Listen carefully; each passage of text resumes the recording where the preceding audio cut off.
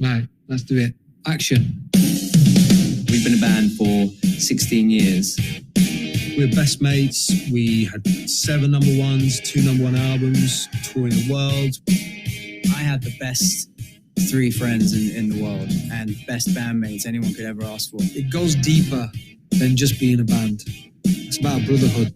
To be the band of the moment is an amazing experience. There's only one way you go from there. I just feel like I've been on the edge of crying for the past hour. I think we all wanted to kind of give everyone that kind of insight into what really happened. Cracks started to form, little things getting swept under the rug. The divide got bigger and bigger and bigger, and you just kind of gave up. We were such a tight bubble, so I would never have believed we'd get to a stage where we weren't talking to each other. He was gone. It was too late. I've gone from having 2 bands to none at all. Have I broken up the band? It was important for us to give some context to the fans. They deserve to know what's happened. This is a story about love and heartbreak and highs and lows, and it's about dealing with those things. So here we go. It's all about us.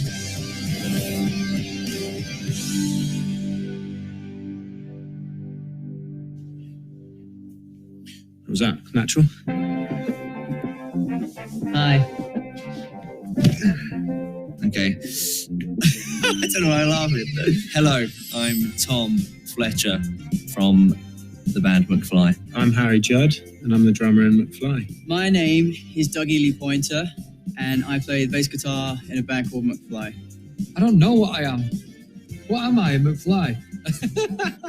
So, this is how the story starts. I was 17. My management, they were managing me and they were managing Busted, and they were putting together a new band, a traditional, all singing, all dancing boy band, pop boy band. My sister, she was like, oh, here's an audition for you. You should go to it. They're looking for, Universal looking for band members. My management said, if you come along and film the auditions and take Polaroids of the guys that are auditioning, we'll pay you a bit of money to be there. As it printed out, there was a bit missing where it said, no guitarists. And then suddenly in walks this guy who was completely wrong for a boy band, and it was Danny. And they go, right, guys, we're going to play 30 seconds of music and we want to see how you can dance. So I'm like, oh my God. And they're like, oh, Tom, why don't you, take 10 minutes and go and teach him a Backstreet Boys song? Tell me why ain't nothing but a heartache. Which one is that? If there is such thing as a soulmate, I felt like I'd met him. It was a complete natural rapport that we had with each other. My manager was kind of like, he'd be really perfect for you, Tom. Why don't you go and talk to him afterwards and see if he wants to write with you? And from that point on, I just knew I didn't want to carry on doing that audition.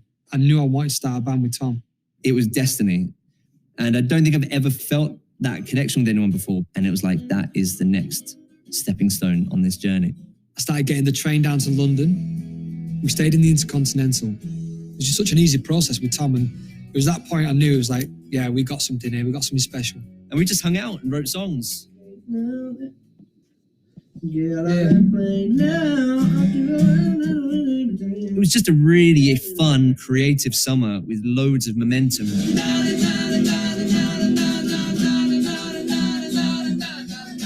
Looking back, this was really the kind of discovery of what was going to become McFly.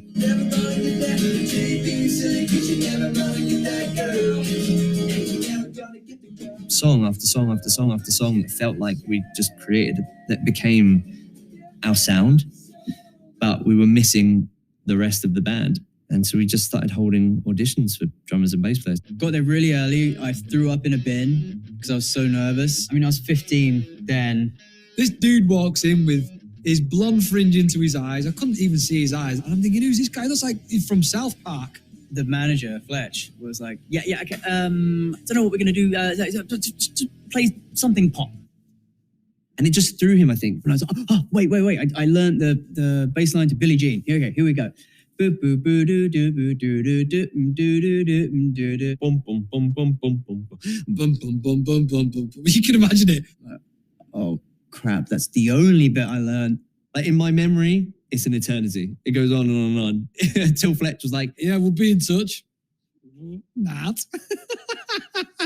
that was it. Like that was his chance. Just being like, I thought that was going to be really. I thought it was going to be really good. And then a little bit later in the day, you get Harry who walks in, who is like the polar opposite to Dougie. And I was like, hi, my name's Harry. I've been playing the drums for 2 years. And he's like, right, I'm Harry, yeah. I'm going, whoa, dude. He like brings up his chair really close to the audition table. Like, I think in my memory, he swings the chair around and sits on it kind of backwards. Like, who does that? Harry Judd does that. And he starts playing drums like, oh, he's a decent drummer though. He's a decent drummer. I mean, I could never be that confident now. 2 weeks later, I got the phone call. I was officially in the band. So it was Tom, Danny, and Harry. Our manager sent me a demo of the band and was like, look, we're really scraping the barrel here. Learn these songs and we'll give you a second chance. And it was that point we knew what he was about.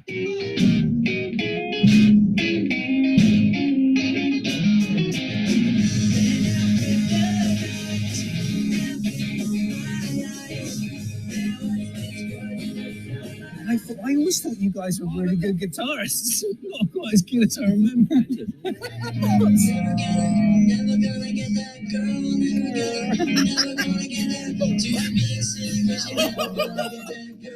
I honestly feel like someone's winded me. Even the fact that we said no to Dougie and he was terrible in the audition, but still somehow managed to be in the band. If that's not fate, what is it? It was just, we were meant to be together. Us four were meant to be together. So we had this house in North London that was being paid for by this amazing record deal that Tom and Danny had signed. Living in the band house, looking back, was like just the most ridiculously fun time of my life. Kids. I just turned 18. Danny was 17. Harry was 17. Wow. We were so not ready to live alone. We weren't really into going out partying, especially with Dougie as well, because he was too young to go out. They were older and the guys totally looked after me. Harry taught me how to shave. I mean, a couple of them were like bad influences in other areas. What do 17-year-olds do when they've got a house to themselves? We just stayed up all night. It was like, we don't have to go to bed. I mean, it was disgusting. We had maggots in the bin and cockroaches. I mean, it was a lovely house, but we destroyed it. We're not allowed to go back and visit. It's why we're not back there for this show, because they won't let us back in to film.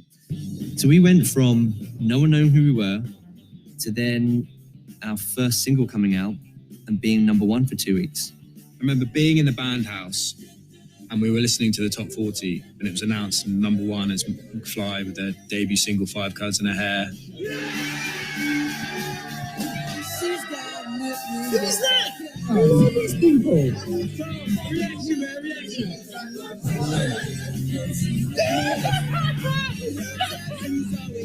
And suddenly people knew who we were. Like literally overnight. Please welcome McFly. McFly! It's McFly! It's McFly! I remember going to see the UK for the first time. I remember thinking this is going to be so embarrassing because no one's going to know who we are. But all these girls are like really reacting to us and they didn't seem to care about the other boy bands. And it was like, oh, okay, this is cool. We didn't even know how good that was. If I was number one for 2 weeks now, I'd be walking outside all day. I wouldn't go home. Then our second single went to number one. And then our album came out and our album was number one. And then our tour sold out. It felt like nothing could go wrong. As much as it's fun, you also worked really hard. Because when you are suddenly number one, then your schedule is full. Like, we did not stop. Suddenly being in Japan, and meeting these Japanese fans, and in South America having hundreds of people at the airport thinking, how do they even know who we are? One girl knocked on the door and pretended to be a stripper, and 16-year-old me just did not know what the hell to do. They used to send some mad things. Who doesn't want a tenor lady with a note and it saying how much they love you through the post? It makes your day. I can see how incredibly lucky we were to have that craziness, because that is 1 in a million. The winner is McFly. Last year it was Busted, and this year McFly snatched the pop award away from the competition. Yes! I'd like to find a kiss, he puts me in the mood. Look at my sideburns. Why didn't no one say anything? Why did no one say anything? I'd just like to say a massive thank you. 7 number ones, 2 number 1 albums. You know, we were touring the world. I'm just grateful that I could share it with my mates, with my band. To be the band of the moment is an amazing experience. You know, we were inseparable, and so I would never have believed we'd get to a stage where we weren't talking to each other. And he just said, look, what I'm saying is, if you're going to carry on and do the band right now, then I'm out.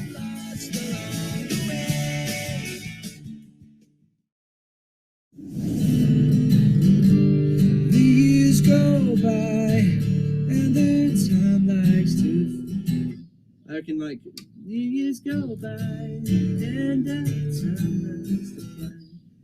You know what I mean? Like, We were making our 6th album in 2013, and it came to a head with this song called Carrots and Peas. Music was great, records were. that was ridiculous. What was that one But about? I could see it It was building. just such a bait. I think because you didn't want to record the song, and then you actually just didn't bother learning it.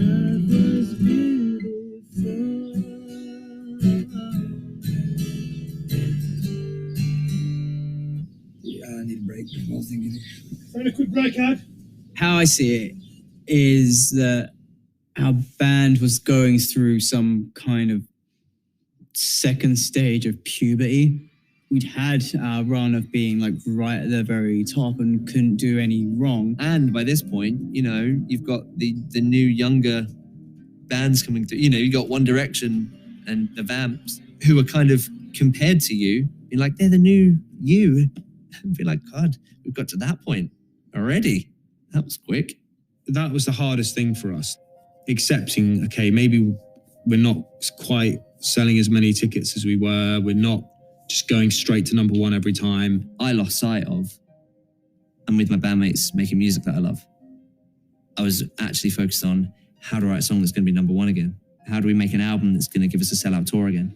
How do we become the band that everyone screams the loudest for at these shows again? We then went through that stage where the songs were overthought and they just weren't as good. I feel like that was the start of me becoming really difficult to be in a band with, because I'd assumed this role of the leader of the band. And so, you know, there was a bit of tension, I think, for Danny. You know, he sometimes felt like not listened to. It always felt like, you know, Danny and Dougie, they'll get over it, or they're easy to please. But it weren't. It was deeper than that. It was like we felt so frustrated. You know, the amount I used to say or the way I felt, and it never got heard. Tom and I actually had quite a turbulent relationship in the first part of being in McFly. We kind of wanted to lead naturally, you know, and Danny and Dougie were a lot more laid back and kind of just went along with things. I was awful to Harry back in the day, because I was like, especially musically, because I had this vision of what the sound was going to be and how the drums should go, and we'd end up screaming at each other, you know. But it was creative arguments, but we'd argue, and then we'd go home and play video games and order pizza. But that never happened with Dougie. He would never lose his temper. He just let it bubble up for years and years. I always remember that about Dougie's first time we went to rehab, and we were in a car park, and he said, lads, I'm going to check myself in tonight. And I just felt it's almost overwhelming, like, wow, when you're so close to someone like that, and it's like you think you know everything about them, and then suddenly they've got this huge weight on their shoulders and challenging addiction and all that. I really, really struggle with confrontation. Maybe like when I was in my early 20s, through things going on in my life, I went to rehab and learned that I can't just keep putting yourself in situations that you find uncomfortable. It was me being like super, super submissive that had driven me into rehab. So I had to stop being like that, which was the hardest thing. As lads, we were good at talking, but we weren't very good at emotionally talking. People were just like sitting on issues and probably building resentments. Yeah, little things getting swept under the rug have just started to, you know, now you can see a little hump in the rug where there's so much crap under there. we would not really communicate because we love each other and we never wanted to really hurt each other. I remember Tom and Dougie talking about this idea. I was like, why are they talking about something that's really exciting that I'm not involved in? And that was like, whoa, the dynamics changed a bit because I was like, oh, I thought we were like together on everything. I was writing this book with Dougie and I didn't ever tell Danny I was going to do that. Not that I felt like I had to ask his permission, but deep down I knew I should have like communicated that to him. Because he, you know, I don't know if he would have cared about it, but it would have been nice for him to know. I think the main thing about the book was just feeling uninvolved, like uninvited. Yeah, because we always did everything together. I like that about us. And that was the first kind of thing that it was like, okay, maybe we don't do everything together. It's the stuff when we don't argue. That's when we ran into trouble. Yeah, it's when we didn't communicate and we didn't Yeah. do the shouting and we didn't Yeah. do that. You know, that's when it was really difficult. McBusted was hugely successful and it sorted out a lot of the problems, but it just kind of covered over the cracks.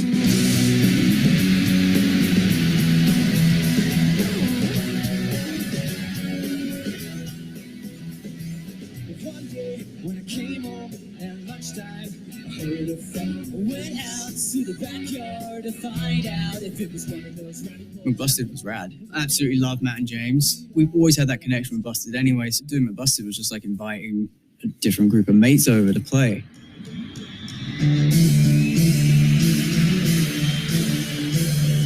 Let's go!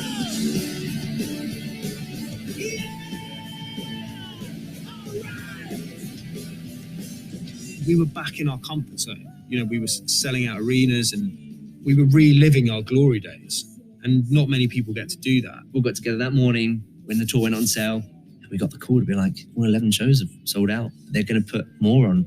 And then they sold out and they put more on and then they sold out. And then we got a call around midday on that day. We got a call saying like, you've been offered to headline Hyde Park in the summer. And we're just like, what? That was sick. That was like beyond anything that I ever thought I'd ever do.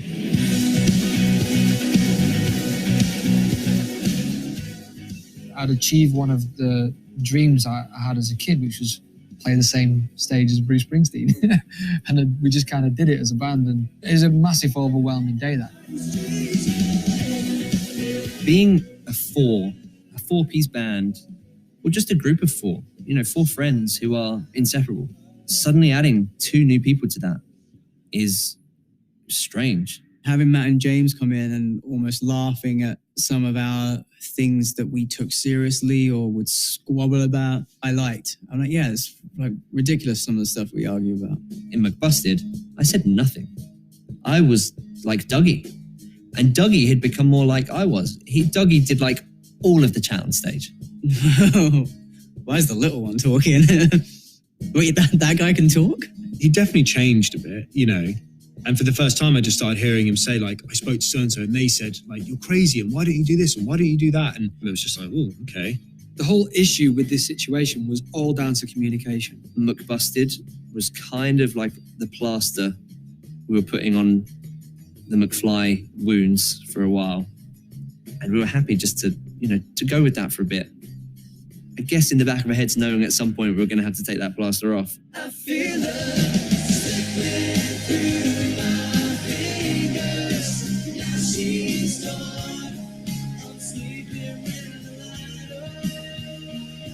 She's slipping through my veins now. So McBusted was coming to an end. Me, Danny and Tom had started the McFly conversation and Doug was never joining in on the conversation. And we were starting to get a bit nervous. There was all these kind of like rumors that Doug was having acting lessons and, you know, going off to LA. Part of me was like, no, someone's got that wrong. And the other part was like, if that's true, then why hasn't he told me? Like feeling really upset that it's like, he's got a whole new circle of friends that I don't even know about. I don't have any friends outside of these guys. We were on tour in Europe with McBusted and I managed to arrange like a dinner for the four of us because we needed the McFly chat. And this was like a defining moment, I feel like, in the stuff that followed, in the kind of unraveling of our friendships. We started talking about McFly, how we were going to approach the writing, where should we record. And me and Danny and Tom were getting really excited. But Dougie just stayed quiet through the whole thing. I was just feeling like, oh my God, this is horrible. We're losing him and there's nothing I can do. It was a Mexican restaurant and we'd ordered these like nachos to share. And I feel like it's like the most symbolic thing. We got to this point that there was 4 nachos left in the middle of the table and Harry picked one and ate it. And then Tom took his one and Danny had his. And then there was 1 nacho left and Dougie didn't eat the nacho. And I remember just sitting there in my head going, eat the nacho. Doug, please just eat the nacho. Just eat the nacho. The band is the nachos. And if he doesn't eat that nacho, he doesn't want to be in the band anymore. I finally just broke and I was like, Doug, dude, do you want the nacho? And he was like, no, man, I'm fine. I was like, oh. He's gone. I don't know if I was putting it off. Maybe I was. As I said, like, I'm terrible with drama. I don't know how to deal with that. The tour finished. We went away for a couple of weeks and then it was the dreaded night in Notting Hill where we all met up. Yeah, so the Notting Hill meeting was a strange one. Doug called us all together for a meeting and said, I'm going to LA. I remember getting a sense of like drama within like the circle, and 4 of us need a reset. Just take a little bit of a break. I remember just saying, well, are you ever going to want to do it? And he was like, I don't know. We were just shell-shocked, really. And he just said, look, what I'm saying is if you're going to carry on and do the band right now, then I'm out. It was like this huge blow. You know, so it's so unjustified, really. I felt so betrayed. Not because he wanted a break from the band, because he hadn't told me. We'd been a band for 13 years. It's all we'd ever known. It was everything to us. And suddenly it was like, for the first time, it was gone. An hour ago, we were in 2 bands, McBusted and McFly, and now we have nothing, and we're a band member down. You seem so strong, and nights been so long. My love has been so long. I remember going home that night, lying in bed, and my heart was just thumping. And I'd just be like, I can't believe it, you know? McFly had been the defining thing in my life, and now the band's not here. I don't know who I am without this band. Guys, I've booked the O2. Who's in?